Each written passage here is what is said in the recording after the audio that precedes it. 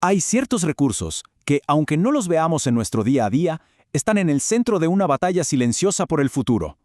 A algunos les dicen el nuevo petróleo, otros las vitaminas de la tecnología. Hoy vamos a explorar qué son las tierras raras y por qué están definiendo el nuevo equilibrio de poder mundial. Para entender esto tenemos que viajar un momento a Busan, en Corea del Sur. Pensemos en la escena. Los líderes de las dos economías más grandes del planeta, Donald Trump y Xi Jinping, acaban de salir de una reunión larguísima, de casi 2 horas. La tensión se podía cortar en el aire. Sin embargo, cuando Trump sale a hablar con la prensa, da una calificación que sorprende a todos, sugiriendo que se logró un avance enorme. Pero a ver, ¿qué había realmente detrás de ese optimismo?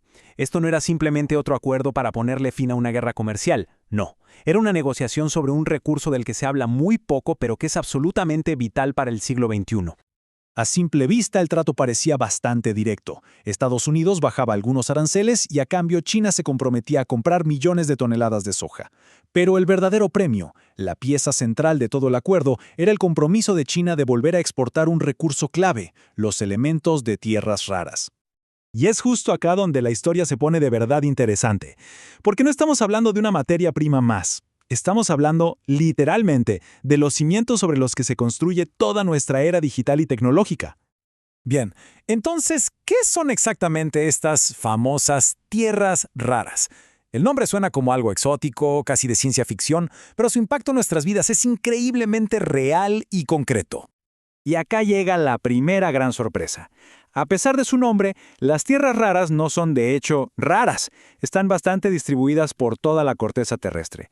El verdadero desafío, y aquí está el poder estratégico, es la enorme dificultad para extraerlas y procesarlas. Es un proceso muy complejo y, como vamos a ver, con un costo ambiental altísimo.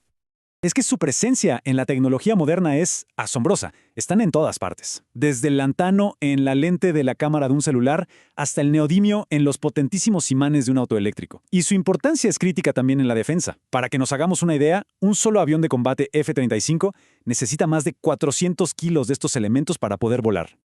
Todo esto nos lleva a la pregunta geopolítica del millón. Si estos elementos son tan pero tan cruciales, ¿quién controla el suministro? Y la respuesta, de una forma abrumadora, apunta a un solo país. Esta frase de Deng Xiaoping, el arquitecto de la China moderna, dicha allá por 1987, no fue una simple observación, fue toda una declaración de intenciones, una visión estratégica, vieron el futuro y apostaron fuerte por él. Para entender la magnitud de este control, no alcanza con mirar quién tiene más producción. Necesitamos ver dos cosas: quién tiene los recursos bajo tierra y, más importante aún, quién tiene la capacidad de procesarlos. Y los datos, los datos cuentan una historia muy clara. Este mapa, que se basa en datos del Servicio Geológico Minero Argentino, nos muestra que si bien hay depósitos en varias partes del mundo, China se lleva el primer puesto, y por lejos, con unas 44 millones de toneladas de reservas. Los que le siguen, como Brasil o Vietnam, están muy por detrás. Pero ojo, tener las reservas no lo es todo. El verdadero poder está en el procesamiento. En 2020, por ejemplo, China extrajo el 60% del total mundial, pero refinó y procesó casi el 90%. Esto, en la práctica, le da un control casi absoluto sobre toda la cadena de suministro global. Ahora, ¿cómo logró China este dominio? Bueno, en parte fue por su disposición a asumir unos costos ambientales enormes que otras naciones prefirieron evitar. El resultado se puede ver en lugares como el tristemente famoso lago de desechos tóxicos de Baotou, un sombrío recordatorio del precio que se pagó por este control estratégico. Claro, esta dependencia mundial de un único proveedor ha encendido todas las alarmas, y esto provocó una búsqueda global de nuevas fuentes. Es en ese nuevo mapa donde Sudamérica y en particular Argentina empieza a figurar como una posibilidad interesante. Si miramos los datos del SEGEMAR, el Servicio Geológico Minero Argentino, entendemos por qué hay interés. El mapa muestra que hay mineralizaciones identificadas en varias provincias, sobre todo en el noroeste y en el centro del país. La geología, sin dudas, sugiere que el potencial está ahí. Y la cifra total que se maneja es impresionante. Un potencial de 3,3 millones de toneladas. Es un número lo suficientemente grande como para llamar la atención de las potencias mundiales que están buscando desesperadamente cómo diversificar su suministro y no depender tanto de China.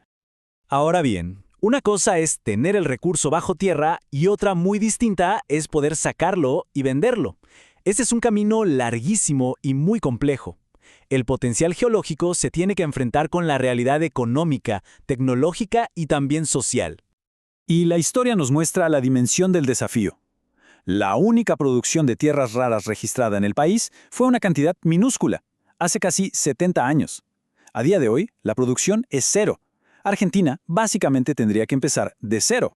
Y la lista de obstáculos no es corta. Se necesita una inversión de capital gigantesca, acceso a tecnología de procesamiento que hoy por hoy está casi toda en manos de China, y algo fundamental, la licencia social, o sea, el apoyo de las comunidades locales. Y a todo esto hay que sumarle la competencia de su vecino, Brasil, que ya es un jugador importante y tiene la segunda reserva más grande del mundo. Así que el punto central es este. Las tierras raras se convirtieron en la moneda de cambio silenciosa en una nueva era de competencia global. Podríamos decir que es una especie de guerra fría mineral, donde el campo de batalla son las cadenas de suministro. Entonces, la gran pregunta final queda en el aire. Con un mundo entero buscando diversificar sus fuentes, ¿podrá Argentina transformar su riqueza geológica en una realidad productiva? ¿O los inmensos desafíos la dejarán al margen de esta carrera por los minerales del futuro? La respuesta, sin duda, definirá una parte muy importante de su rol en la economía del siglo XXI.